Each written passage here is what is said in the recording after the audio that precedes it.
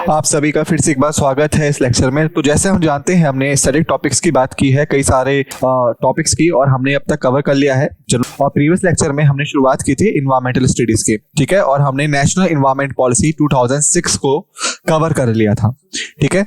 तो इस लेक्चर में हम लोग शुरुआत करने वाले हैं फॉरेस्ट पॉलिसी 1988 की।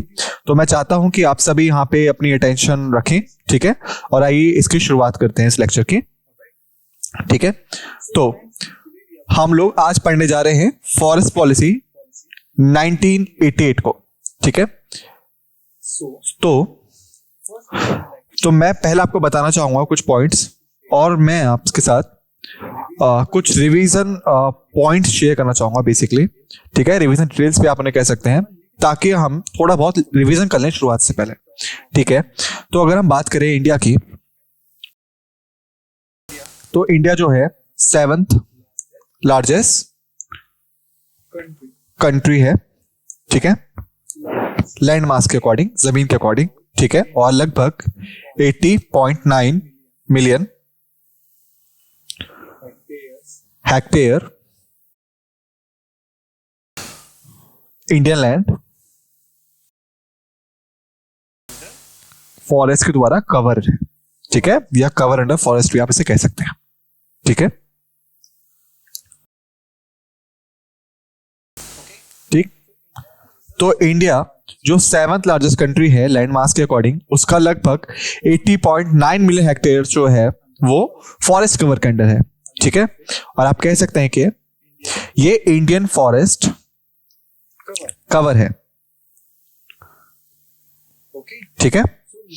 तो अब हम इस नंबर को देखें तो हम कह सकते हैं कि इंडिया में फॉरेस्ट पॉलिसी कितनी इंपॉर्टेंट है, ठीक है। इसी वजह से हमने एक पॉलिसी फॉर्मुलेट की 1988 में इस फॉरेस्ट कंजर्वेशन को एड्रेस करने के लिए, ठीक है, to address the issues related with the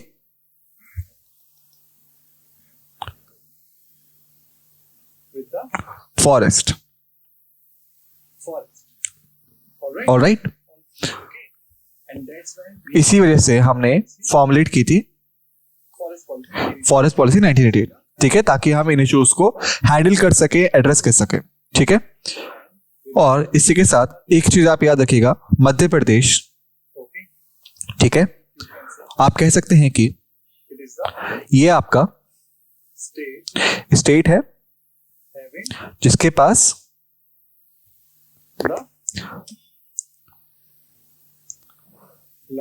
largest forest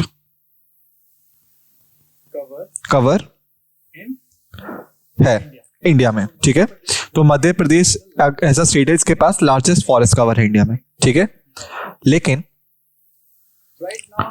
मैं आपसे एक चीज पूछ रहा हूं, एक सिंपल सा क्वेश्चन है कि हम जब बात करते हैं कई सारे टॉपिक्स की हिस्ट्री में, तो मॉडर्न हिस्ट्री टाइम पीरियड में मैंने आपको बताया था एक चीज कि पहली फॉरेस्ट एक्ट जो था या फॉरेस्ट पॉलिसी थी वो किस ईयर में पास हुई थी, ठीक है।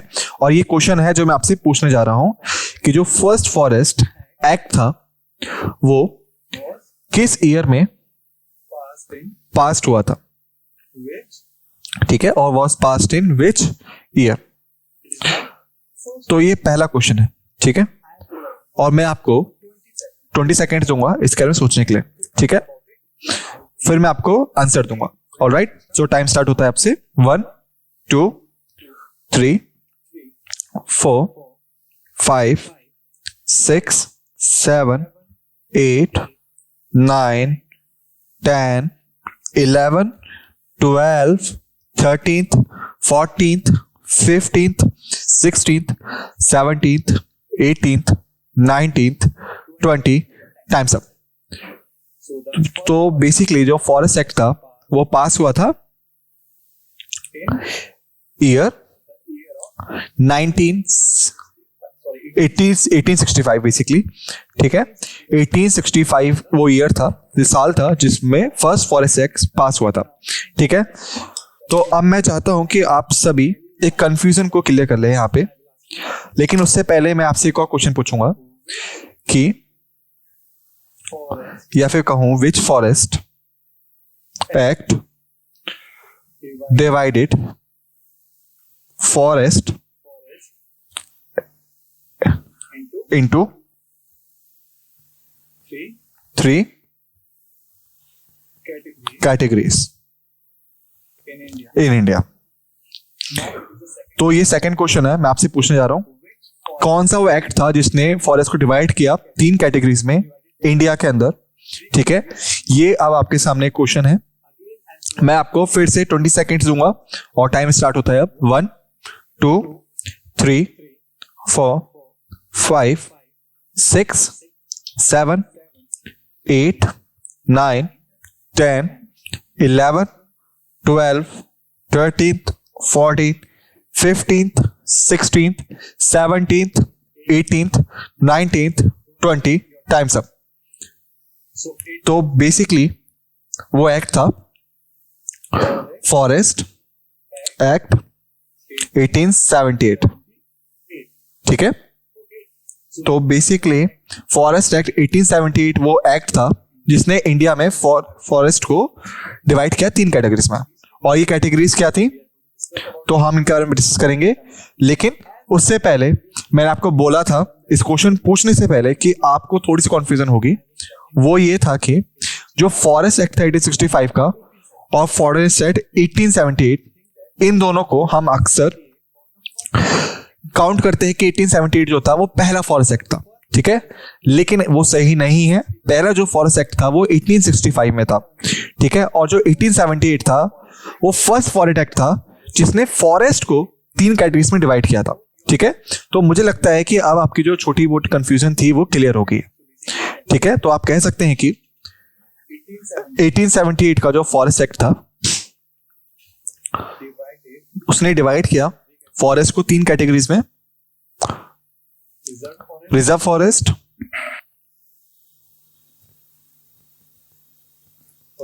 ठीक है, उसके बाद था कंजर्व फॉरेस्ट, ऑलराइट, उसके बाद था आपका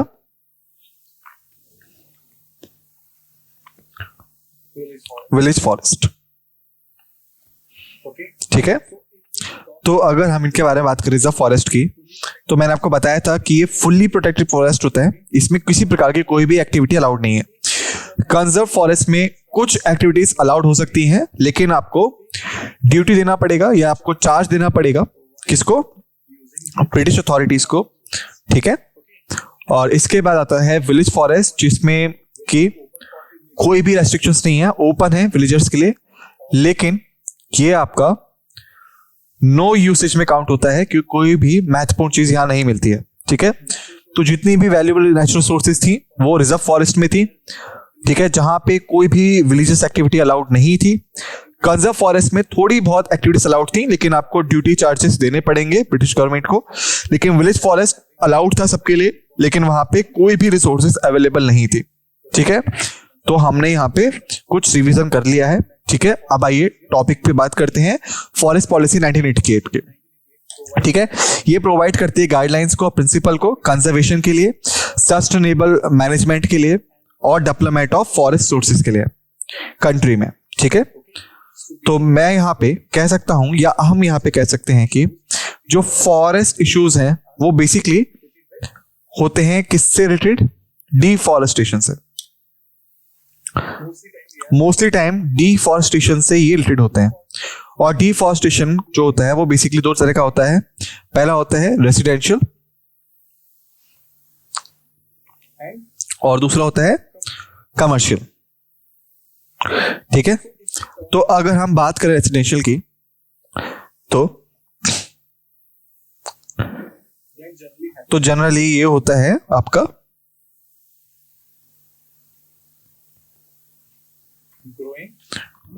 बढ़ते हुए या कहें ग्रोइंग पॉपुलेशन से या बढ़ती हुई पॉपुलेशन की वजह से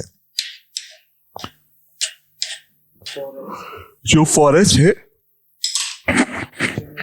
वो आमतौर पे आपका काट दिया जाता है ताकि रेसिडेंशियल एरियाज या कहें कि आपके खेती बाड़ी करने के लिए उस जमीन का इस्तेमाल किया जा सके। ठीक है, तो बेसिकली बढ़ती हुई पॉपुलेशन की वजह से हमें ज्यादा से ज्यादा घर चाहिए होते हैं रहने के लिए, और हमें एग्रीकल्चर एरियाज चाहिए होते हैं। ठीक है, तो इसी वजह से हम क्या करते हैं, क्या हम इन फॉरेस्ट को कवर कर देते हैं ताकि हम घर बना सकें या फिर उस पे एग्रीकल्चर एक्टिविटीज कर सकें। ठीक है, तो इसी वजह से फॉरेस्ट काटे जाते हैं। उसके बाद हम बात करें नेक्स्ट पार्ट की, जो है हमारा कमर्शियल पार्ट। तो हम कह सकते हैं कि अगर हम बात करें कमर्शियल पार्ट की,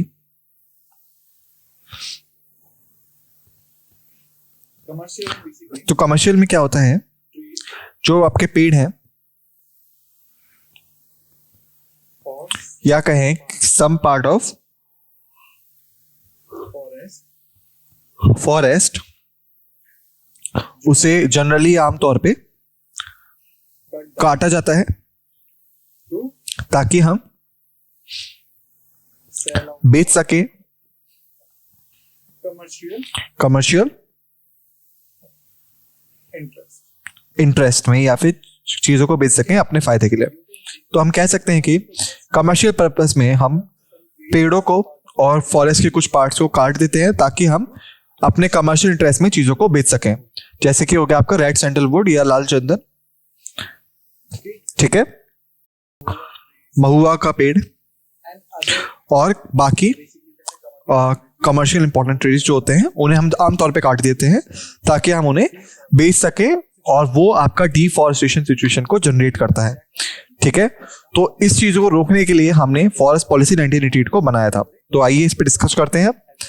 पहला है कंजर्वेशन ऑफ फॉरेस्ट।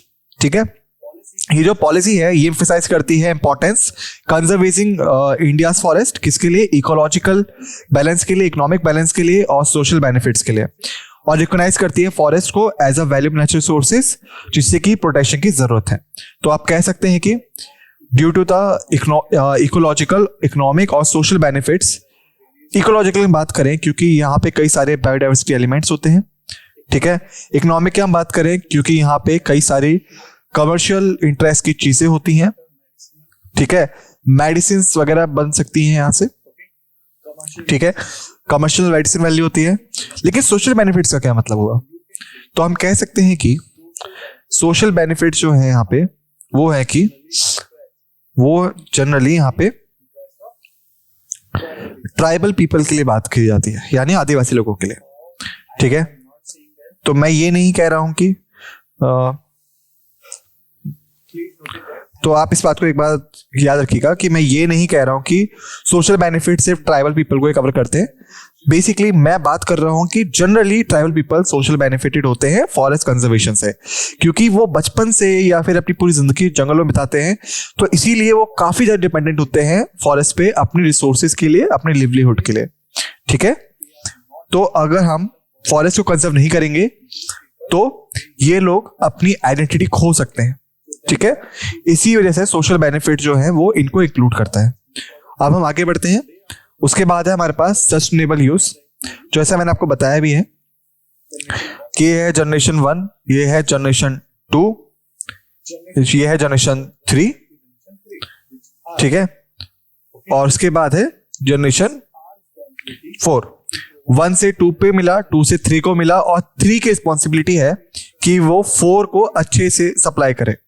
अगर हमने फॉरेस्ट को अच्छे से कंज्यूम कर दिया या डिस्ट्रॉय कर दिया तो जनरेशन 4 जो है उसको कोई भी फॉरेस्ट नहीं मिलेगा यूसेस के लिए। जनरेशन 4 जो है वो ही अफेक्ट नहीं होगी, बल्कि जनरेशन 5, जनरेशन 6 और बाकी आने वाली जनरेशन भी अफेक्टेड हो जाएंगी। ठीक है, क्यों? क्योंकि उन्हें वो नहीं मिलेगा जो उनको चाहिए था, क्योंकि हमने उसको केयरलेसली इस्तेमाल कर लिया, हमने पूरे फॉरेस्ट को केयरलेसली यूज किया या डिस्ट्रॉय कर दिया, और हम इसे प्रोवाइड नहीं कर पाए जनरेशन 4 को। और जनरेशन 4 जो है इसी वजह से वो जनरेशन 5 को नहीं दे पाई, और जनरेशन 5 उसको ट्रांसफर नहीं कर पाया जनरेशन 6 पे। ठीक है, तो इसी वजह से ह्यूमन सर्वाइवल जो है, और आप कह सकते हैं कि लाइफ ऑन अर्थ यानी अर्थ पे जिंदगी वो खतरे में जा सकती है। ठीक है, तो इसीलिए इसको अवॉइड करने के लिए हमने क्या करा, हमें सस्टेनेबल यूज का कॉन्सेप्ट अपनाया। ठीक है, इसका मतलब हुआ जनरेशन 1 से जनरेशन 2 पे आया, जनरेशन 2 से जनरेशन 3 पे आया, तो हम इन्हें ऐसे इस्तेमाल करेंगे ताकि जनरेशन 4 पे भी ये आराम से पहुंच सके, जनरेशन 4 से जनरेशन 5 पे जा सके और जनरेशन 5 से जनरेशन 6 पे। ठीक है, तो ये हुआ सस्टेनेबल यूज और एक आइडल या आदर्शवादी यूजेस। ठीक है, तो ये पॉलिसी प्रमोट करती है सस्टेनेबल यूज को, यानी फॉरेस्ट रिसोर्सेज जो हैं उन्हें इस हिसाब से यूज करना चाहिए या मैनेज करना चाहिए ताकि वो लॉन्ग टर्म अवेलेबल रहे और इन्वायरमेंटल इंपैक्ट जो है उन्हें भी मिनिमाइज किया जा सके। ठीक है, तो हम इन्हें इस्तेमाल कर सकते हैं, लेकिन हमारी जिम्मेदारी है और ये आप रिस्पॉन्सिबिलिटी भी कह सकते हैं कि ये रिसोर्सेज हम अच्छे से आगे पहुंचाएं जैसे कि हमें हमारे पूर्वजों से हम मिली। ठीक है, तो चलिए अब आगे चलते हैं। उसके बाद है प्रोटेक्शन ऑफ बायोडाइवर्सिटी। तो बायोडाइवर्सिटी का मतलब होता है डाइवर्सिटी जो कि होती है लिविंग बींग्स में या बायोस में। ठीक है, तो हम कह सकते हैं कि जो डाइवर्सिटी है वो है diversity which is in bio. Alright, तो इसे एग्जामिनेशन में मत लिखिएगा कि आपको 0 मिलेगा, ये सिर्फ समझाने के लिए है कि जो लिविंग बींग्स होते हैं उसमें जो डाइवर्सिटी होती है। ठीक है, या फिर हम कहें diversity amongst living beings. Alright, तो अगर हम बात करें ये फॉरेस्ट है, ठीक है, और हम कहें कि ये रेसिडेंशियल एरिया है और आप कह सकते हैं नॉन फॉरेस्ट एरिया है। ठीक है, तो लिविंग बींग्स दोनों तरफ है, इस तरफ भी और इस तरफ भी। एक तरफ रेसिडेंशियल है, एक तरफ वाइल्ड एनिमल्स है, या फिर कहें कि वाइल्ड पीपल। ठीक है, तो यहां पे आपके डोमेस्टिक एनिमल्स या कहें नॉर्मल पीपल रहते हैं। ठीक है, तो आप कह सकते हो कि यहां पे दोनों तरफ ही जिंदगी है। ठीक है, फॉरेस्ट साइड में भी और रेसिडेंशियल साइड में भी। ठीक है, लेकिन इसमें बैलेंस मेंटेन करने के लिए हमें प्रोटेक्शन करनी पड़ती है बायोडाइवर्सिटी की। ठीक है, तो यहां पे ये अंडरस्कोर करती है importance of biodiversity conservation forest के अंदर, एक्नॉलेज करती है फॉरेस्ट जो है वो घर है कई सारे वाइड वैरायटी ऑफ प्लांट्स के, एनिमल्स के, जिन्हें हमें मेंटेन करना पड़ेगा इकोलॉजिकल बैलेंस के लिए। ठीक है, क्योंकि जितना भी एंटायर अर्थ है, ठीक है, वो डिपेंड करता है बैलेंस पे। ठीक है, तो याद रखिएगा entire earth is depend upon the balance. मैं आपको इसकी छोटी सी पिक्चर दिखाऊंगा ताकि आप इसे अच्छे समझ सकें। तो यहां पे प्राइमरी प्रोड्यूसर्स की हम बात करते हैं। ठीक है, जो होते हैं आपके जनता पेड़ पौधे। ठीक है, उसके बाद आते हैं सेकेंडरी प्रोड्यूसर्स,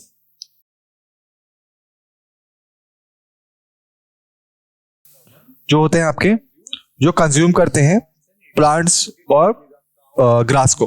ठीक है, जैसे कि आपके वेजिटेरियन एनिमल्स या फिर गाय भैंस आप कह सकते हैं। उसके बाद आता है टर्शरी।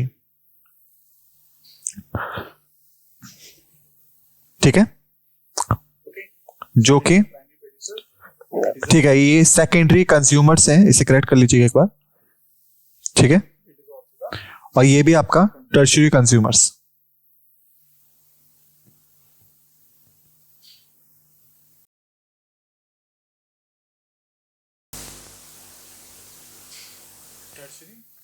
ये हुआ टर्शरी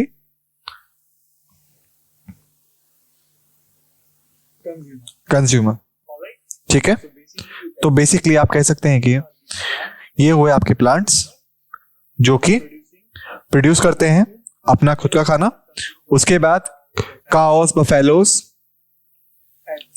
और बाकी जितने भी जानवर हैं वेजिटेरियन एनिमल्स, वो कंज्यूम करते हैं उन प्लांट्स को, और इनको कंज्यूम करता है फिर लॉयंस, टाइगर्स या जितने मांसाहारी एनिमल्स हैं वो। ठीक है, तो और जब ये एनिमल्स मरते हैं तो वो प्लांट्स के लिए एक फूड बना देते हैं सॉइल्स में। ठीक है, जैसे डिकम्पोजिशन आप कह सकते हो उसे। तो इस हिसाब से साइकिल काम करती है, प्राइमरी से सेकेंडरी, सेकेंडरी से टर्शरी और टर्शरी से फिर से प्राइमरी। ठीक है, तो ये है हमारी लाइफ साइकिल।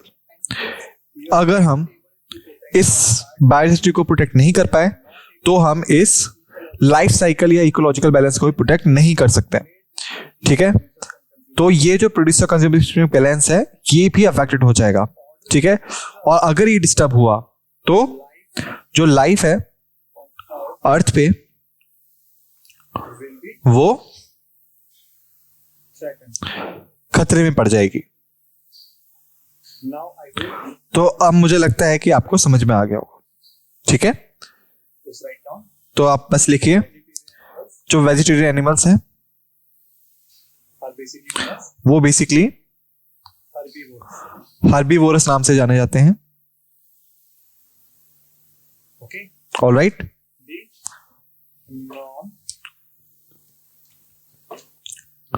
और जो आपके नॉन वेजिटेरियन एनिमल्स हैं उन्हें हम कहते हैं कार्निवोरस। ठीक है, और जो आपके दोनों वेजिटेरियन नॉन वेजिटेरियन होते हैं उन्हें हम कहते हैं ओमनीवोरस। तो ये दोनों होते हैं वेज भी और नॉन वेज भी, मांसाहारी और अमांसाहारी भी। ठीक है,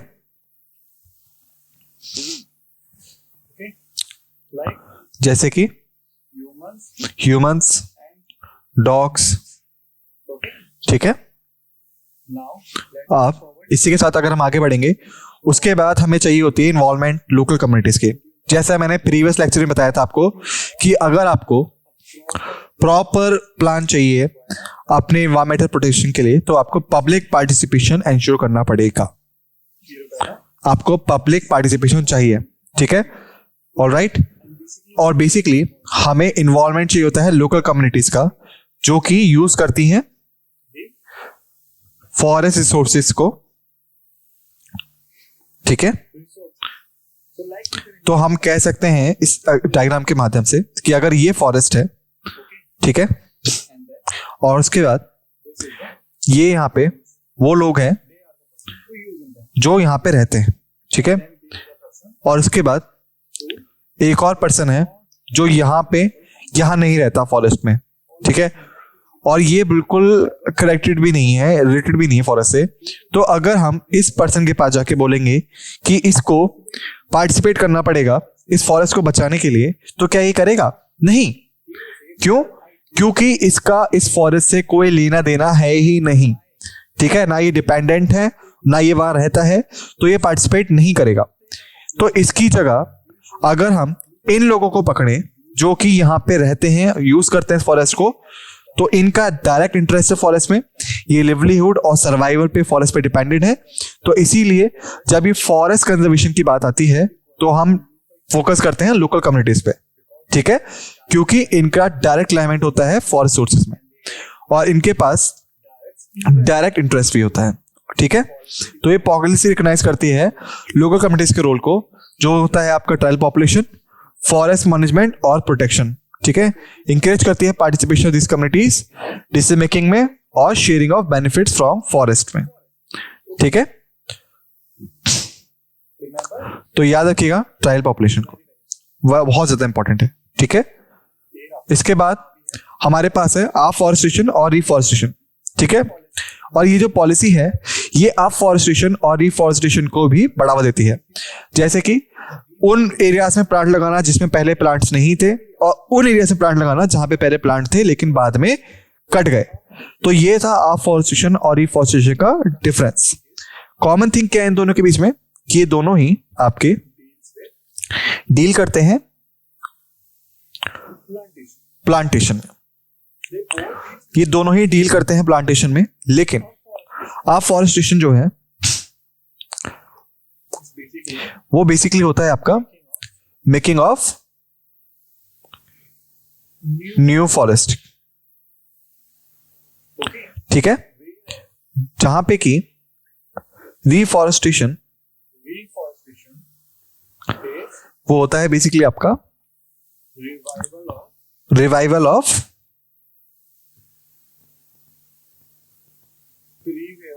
प्रीवियस, और आप कह सकते हैं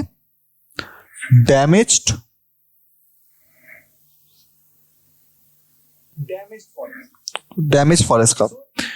तो अफॉरेस्टेशन में जहां पे कोई भी प्लांट ट्री नहीं थे वहां पे ट्रीज और प्लांट को प्लांट किया जाता है, तो ये आपका नए जंगल का क्रिएशन होता है। ठीक है, उसके बाद जहां पे आपके प्लांट्स थे कट गए, उसके बाद उसी जगह पे दूसरे प्लांट्स को लगाने को हम कहते हैं आपका रीफॉरेस्टेशन। ठीक है, तो जो पुराना जंगल था जो कट हो गया वो दोबारा से बहाल हो जाएगा। ठीक है, तो ये होता है आपका रिवाइवल ऑफ प्रीवियस फॉरेस्ट या कहें कि डैमेज फॉरेस्ट को। और वहीं अफॉरेस्टेशन जो है वो है मेकिंग ऑफ न्यू फॉरेस्ट। तो ये था डिफरेंस। ठीक है, लेकिन कॉमन चीज है कि ये दोनों ही प्लांटेशन से डील करते हैं। उम्मीद है कि आपको समझ में आया हो। उसके बाद रिसर्च एंड डेवलपमेंट पार्ट आता है। ये कॉल करता है for the promotion of research and development activities जो कि फॉरेस्ट्री से रिलेटेड है या फिर डेवलपमेंट ऑफ एप्रोप्रिएट टेक्नोलॉजी से रिलेटेड है सस्टेनेबल फॉरेस्ट मैनेजमेंट के लिए। जैसे हम बात करें कि ये आपका फॉरेस्ट है और यहाँ पे कुछ लोग हैं और अगर मुझे इन सब की जरूरत है एक प्लान देने के लिए ताकि मैं इस प्रोटेक्ट फॉरेस्ट को प्रोटेक्ट कर सकूं और मैनेज कर सकूं सस्टेनेबल फॉरेस्ट मैनेजमेंट के तौर पे, तो आपको क्या करना होगा? इसके लिए आपको रिसर्च करनी पड़ेगी कि इस फॉरेस्ट का यूसेज क्या है, इसकी प्रैक्टिसेस क्या हैं। ठीक है, उसके बाद आपको एक कॉमन प्लान बनाना पड़ेगा डेवलपमेंट के लिए, कंजर्वेशन के लिए और सस्टेनेबल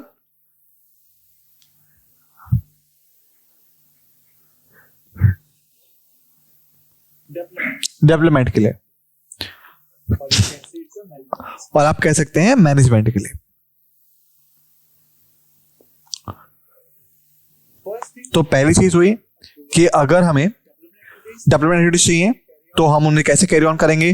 कंजर्वेशन है, हमें प्रोटेक्ट करना है किसी एरियाज को जिन्हें की कोई टच ना करे, डैमेज ना करे, तो उसके लिए हमें कैसे उसको बचाना होगा। और अगर हम अलाउ करते हैं लोकल पीपल को कि वो रिसोर्सेज को इस्तेमाल कर सकते हैं, तो सस्टेनेबल मैनेजमेंट कैसे होगा उस यूसेज का, वो हमें देखना होता है। तो पहले हमें रिसर्च करना पड़ेगा यूसेज पे, प्रैक्टिस ऑफ लोकल पीपल पे, ट्रेड एक्टिविटीज पे। ठीक है, और उसके बाद हमें एक प्लान बनाना पड़ेगा ताकि हम उसको प्रोटेक्ट कर सके इन चीज के अकॉर्डिंग। हालांकि ये सिर्फ एग्जांपल के लिए है, ये एग्जैक्ट इफेक्ट्स नहीं है। उसके बाद है इंडस्ट्रियल यूज। ठीक है, ये पॉलिसी एम्फसाइज करती है कंजर्वेशन पे, साथ ही साथ रिकॉग्नाइज करती है नीड को रॉ मटेरियल्स की इंडस्ट्रीज के लिए, जैसे कि होगी लकड़ी या फिर पेपर के लिए, ताकि बैलेंस इंडस्ट्रियल डिमांड बनी रहे। ठीक है, जैसे हम बात करें कंजर्व फॉरेस्ट की, तो अगर हमने फॉरेस्ट को कंजर्व कर दिया तो हम नेचुरल रिसोर्सेज का इस्तेमाल अलाउड नहीं करते। ठीक है, तो क्या होगा, जो आपकी इंडस्ट्रीज हैं जो कि फंक्शन करती हैं फॉरेस्ट पे, जैसे कि लिवलीहुड्स भी कई लोगों के इफेक्ट हो सकते हैं।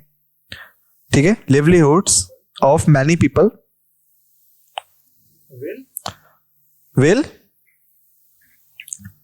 लॉस्ट, क्योंकि यहां पे इस चीज को अवॉइड करने के लिए हम क्या करते हैं, बैलेंस अप्रोच अपनाते हैं ताकि जो इंडस्ट्रीज हैं वो भी अपना काम कर सके, रिसोर्सेज को इस्तेमाल कर सके, लेकिन वो यूज ना करें अनकंट्रोलेबल मेजर्स के साथ में, जबकि यूज कर रिसोर्सेज को मैनेजेबल तरीके से। ठीक है, तो ये होती है बैलेंस अप्रोच। अब हम आगे जाएंगे, नॉन वूज्ड फॉरेस्ट प्रोडक्ट्स कौन से होते हैं। जैसे प्रीवियस उसमें हमने देखा नेचुरल रिसोर्सेज ऑफ फॉरेस्ट के बारे में, हमने मेनली बात की वुड एंड पेपर की। ठीक है, जैसे कि आप यहां देख भी सकते हैं, लेकिन हम बात करें नॉन वुड फॉरेस्ट प्रोडक्ट्स की, तो ये पॉलिसी हाईलाइट्स करती है इंपॉर्टेंस को नॉन वुड फॉरेस्ट प्रोडक्ट्स को, जैसे कि मैसेडियन प्लांट्स हो गए, गम्स हो गए, रेसिन्स हो गए, हनी हो गए, जो कि एनकरेज करता है सस्टेनेबल हार्वेस्टिंग। तो जो लोकल और ट्राइबल पीपल हैं वो यूज करती हैं इस सोर्सेस को और बेचती हैं इनको लोकल मार्केट्स में, ठीक है, ताकि वो अपना लिवलीहुड या जीवन यापन चला पाए। ठीक है, तो जो लोकल पीपल है या टायर पीपल है, वो लोग क्या करते हैं, वो इन रिसोर्स का इस्तेमाल करते हैं, इन्हें इकट्ठा करते हैं और मार्केट में बेचते हैं और अपना जीवन यापन व्यतीत करते हैं। तो इस लेक्चर में हमने फॉरेस्ट पॉलिसी 1988 को खत्म कर लिया है। नेक्स्ट लेक्चर में हम दूसरा टॉपिक करेंगे। तब तक मैं चाहता हूं कि आप सब इन्हीं फैक्ट्स एंड फिगर्स को अच्छे से रिवाइज कर ले, ताकि आप आगे वाले लेक्चर के लिए प्रॉपरली रेडी हो पाए। ठीक है, तो इस नोट के साथ हम इस लेक्चर को अब एंड करते हैं। आप सभी का धन्यवाद।